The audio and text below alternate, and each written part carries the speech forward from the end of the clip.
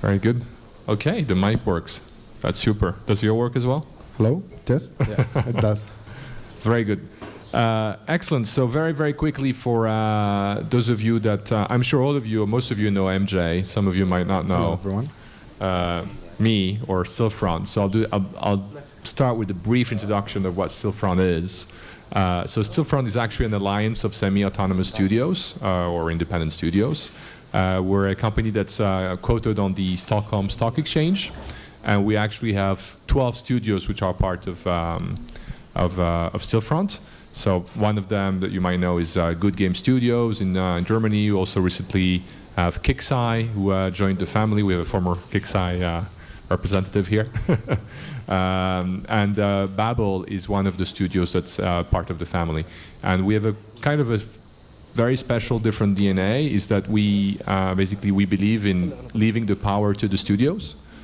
So we have a very, very small central team that takes care of all the stock market stuff, all the boring stuff, so that the studios can create and basically focus on on really scaling their businesses. So that's what Stillfront is. And I was one of the founders of one of the studios of Stillfront called the Republic Labs, and I've recently agreed to become the Group Chief Operating Officer of Stillfront. So as a result, I'm working more and more closely with MJ and his team. Thank you. I will introduce myself for the people who don't know me. So I'm the CEO of Babil Games. What we do is we publish localized games into the MENA region. Like we work really heavily on the game to make sure that they are cultural relevant and that they are very much liked by gamers in the Middle East.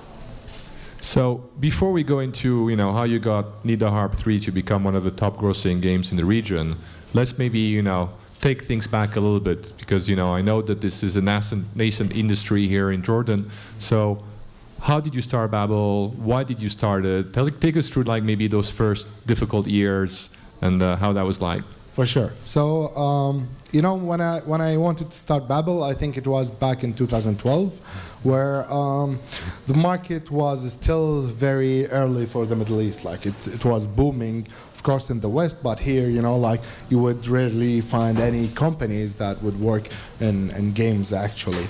So there were just few in the whole Middle East. And I thought, and I told myself, I got several,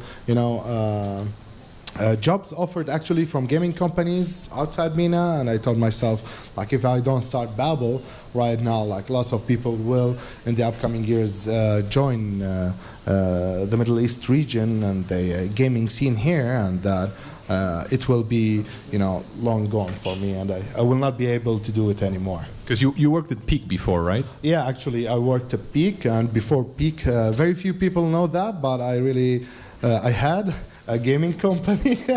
Yeah, and it was a total failure. I made some money. I spent that money in having so much fun, traveling and so on, and then I closed that company. After that, I joined Peak, and when I left Peak, I started Babil. But it's really, gave me that experience, how to think, when you open a new company. And what was, give us an idea of, how Babil was like and how big was it kind of before you joined Stillfront? Yeah. And when did you join the Stillfront family as well? So we joined the Stillfront family in the end of 2016. So that means 4 years after we opened Babil, which was a very, I think, good time for us. Before joining Stillfront, actually, I think we were about 12, maximum 15 people. We were a very, small team with that entrepreneurship mentality, trying to do our best, to provide quality publishing. So each one of us was actually do super multitasking, working on different stuff at the same time. So that it was before joining Stillfront. So a very entrepreneurial culture. Exactly. Finding lots of potential, interesting games to publish in the region. Mm-hmm. Some successes, some failures as well. I'm assuming. Of course. So, back then we had some very good traction. We were also doing very good, but we were missing like here and there, like how to be able to actually, scale up, improve some stuff here, improve some stuff there, reaching the next level in the company. And so we joined Stillfront in 2016, and after 3 years, right now we're about 40 people. That should tell you something really good, right? So we scaled from 12 people to 40 people. Lots of the things we have in the company right now are organized much better within the teams, between the management, everybody else, the workflow, the processes, and so on. That's probably stuff that you could have done without Stillfront. So what was your decision of joining Stillfront, and so why did you do it, first of all, and then why do you think that it accelerated some of the things that you could have done on your own, or what's your opinion on that? So I would say that, of course, I could have done that myself, but I think if I did that by myself alone, there would have been a lot of mistakes, a lot of things I would have do and then change until I figure out the right formula to do it. But what helped me actually is I was able to get the expertise, the knowledge of very amazing, talented people from the other studios. They provided me with feedback, they provided me with support, with knowledge, so the collaboration also with the other studios helped me out to scale much better.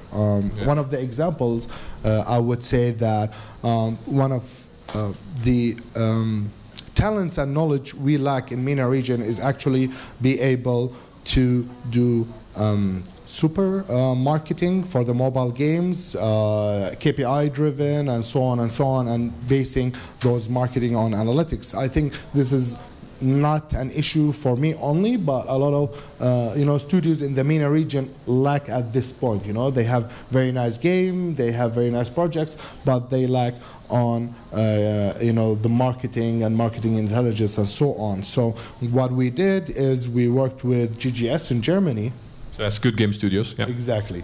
So we worked with Good Game Studios, and they provided us the knowledge and the know-how and the tools and the support to be able to scale on a much different level for our games, right? So that's something you cannot actually, even by yourself, go into the market and buy or get. It doesn't happen like that. But the good thing about joining Stillfront is why we were able to get that knowledge, that information, those tools, those people to help us in reaching the next level in marketing. And I think that having seen that also a little bit on the other side, I think the advantage we have is these are guys, obviously that they know how to spend tens of millions of euros to scale a game, right? And to get into that position is, well, you need to have a game on which you can spend tens of millions of euros. That's the only way you get that experience. So obviously they also know what kind of KPIs you need to be able to scale a game to that level. So the big advantage of being part of the same group, the same family that I saw as well is, it's extremely important in an ecosystem to share information, to say these are good KPIs, these are not good KPIs, to really help each other, right? I think it's one of the keys of why the Finnish games industry works so well, is they share a lot of stuff. But when you're not part of the same family, can you trust 100% that the person's giving his worldwide KPIs or his US, best of breed KPIs? We can't really that. When you're part of the same family, it's an open book. You really show the information, and that makes all the difference in terms of collaboration and learnings, right? It is. So one of the examples I would tell you, like we always, try to work with external, marketing agency that provide you with good. Targeted marketing campaigns, right? And it was like, okay, we have traffic, we can work with you, we can make your games reach in the top downloads, and we were like, okay, but here's only 5K or 10K to test. If the KPIs is good, then we will see how it goes. But what happens here is that, guys, here's the money for marketing, here's $1 million, let's push it as hard as we can, let's get the best traffic, we could. So it's a totally different, totally open. You trust the people who you work with, which is very important when spending very much big amount like that.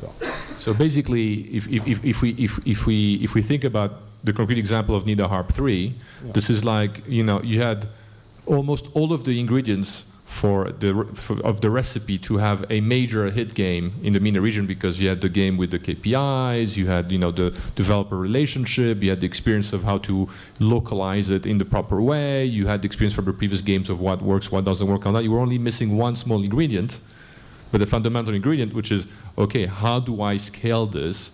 Not just from a game that is a nice success, but from a game that is a major hit and a top grossing game. And that's what the collaboration with Good Game Studios brought to you, correct? Exactly. It's 100%. It's like that. And also what it showed us that, we have a very big potential in what we're doing. And when they supported us in marketing, that the results that showed our potential and our hard work. And amazingly, what happened is that when GGS saw the marketing we do, what kind of advertisement, what kind of marketing videos we do, they were amazed.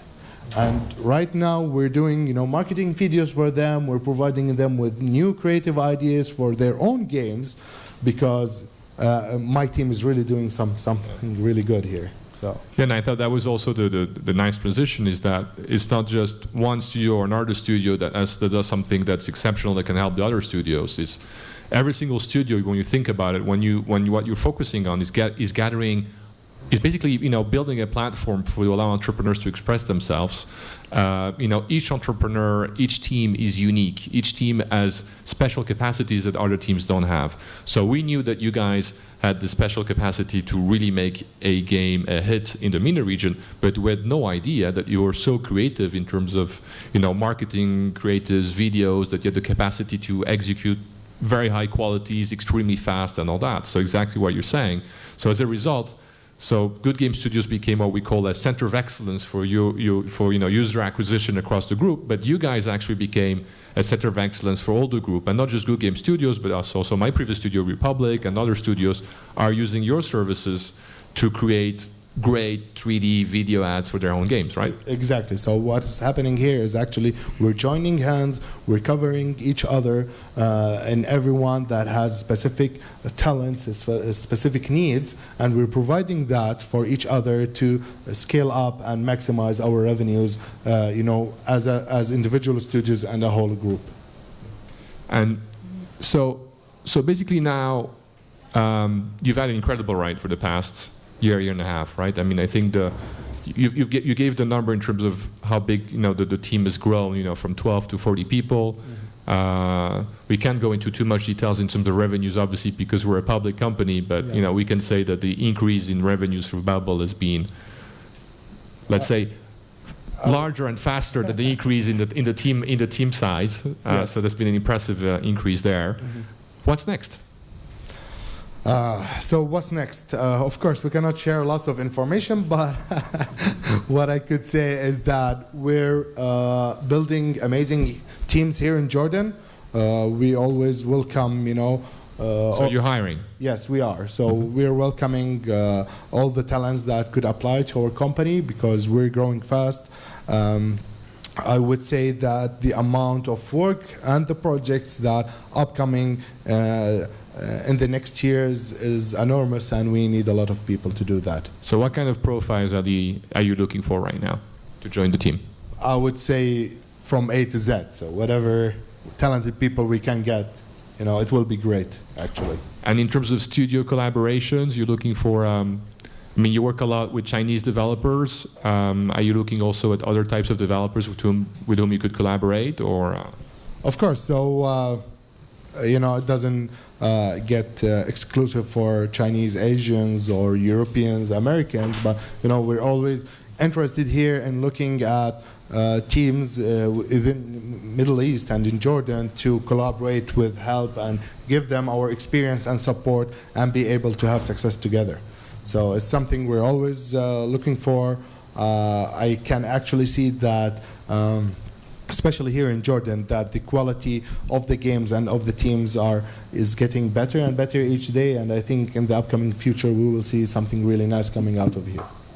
So ideally, you'd love to see some games that are developed in the region that can also make it to top grossing. Do you think, how far you think are we from that? Is this something that can happen, in the next year or two, or is 3 years out, 5 years out? Realistically, honestly, yeah, how far you think we are? I mean, I've seen there's a few hyper-casual studios that are starting, in places like Lebanon and other places like that. Yeah. But are there studios doing mid-core games? Are there studios? I mean, where do you think this is going? I think that we will be able to see that in about 4 or 5 years. 4 or 5 years. Yeah.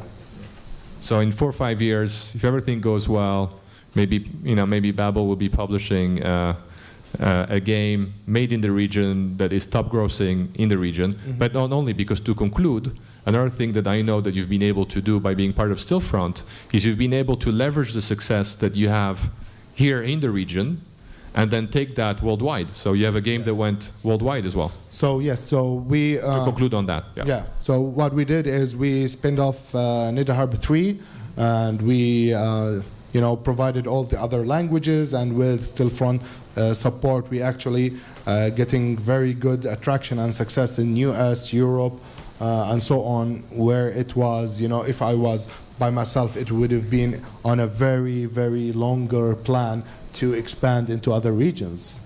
So it's an interesting thought, is actually MENA being a platform for worldwide success. Yeah. It's different twist. It's very rare that when you see a MENA company that able to deliver super results in North America or Europe, it's because the market is very hard there, actually. Listen, MJ, I think that's all the time we have. I'm super happy to have you in the family, and well, here's to more continued success. Thank you so much. And what I would say is that please, any company or a studio in Jordan or in the Middle East, even if you don't want to collaborate with us, just come. We will provide you with help and support as much as we could. Thank you, everyone.